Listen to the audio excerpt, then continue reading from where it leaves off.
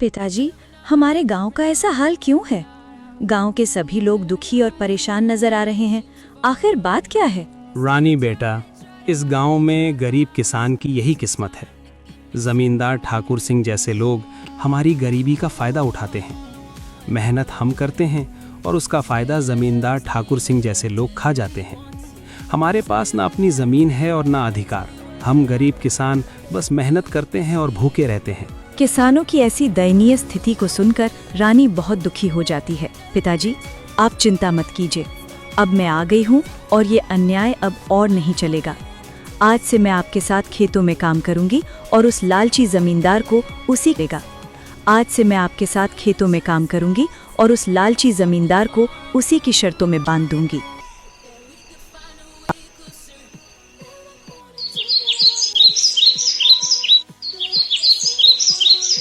अगले ही दिन रानी जमींदार ठाकुर सिंह के यहाँ पहुँच जाती है। अरे रानी, तुम यहाँ? कहो क्या बात है? मुझे ठेके पर कुछ जमीन चाहिए। तुम तो एक लड़की हो, अब तुम खेती करोगी? अरे तुम अभी बच्ची हो, तुम्हारे अंदर इतना दम नहीं है।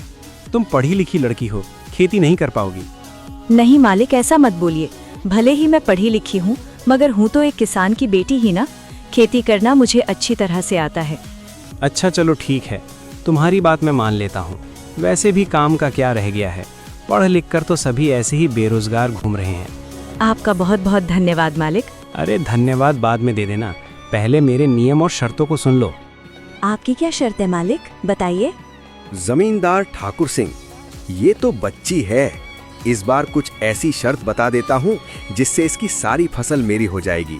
वैसे भी इसके पिता महेंद्र साल में गेहूं ही लगता है, तो ये भी गेहूं ही लगाएगी। अच्छा रानी सुनो, तुम जो भी फसल लगाओगी उसका आधा हिस्सा मैं रखूंगा और आधा हिस्सा तुम रखोगी, लेकिन ऊपर का हिस्सा मैं रखूंगा और नीचे का हिस्सा तुम रखोगी। अगर तुम्हें मेरी ये शर्त मंजूर है तो बोलो। ठीक है मालिक, मुझे आपकी शर्त मंजूर है, ऐसा ही होगा। अगले दिन से रानी अपने पिता के साथ खेतों पर काम करना शुरू कर देती है। रानी ने इस बार धान के बजाय प्याज की फसल लगाई और कुछ महीने बाद फसल तैयार हो गई। प्याज की फसल इस बार बहुत अच्छी हुई थी। अब रानी और उसके पिता दोनों खेत से प्याज की फसल निकालने लग जाते हैं। फसल की खबर मिलते ही जमींदार ठाकुर सिंह रानी के पास आता है। अरे रानी, शर्त तो याद है ना तुम्हें? हाँ हाँ मालिक, मुझे सब कुछ याद है। आधा आपका और आधा मेरा। और आपने कहा था कि ऊपर का हिस्सा आपका होगा और नीचे वाला का हिस्सा मेरा होगा। देखिए मालिक, इसने तो चालाकी कर दी।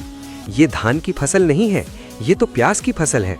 अरे ये क्या रानी, इस बार तुमने प्याज लगाया है?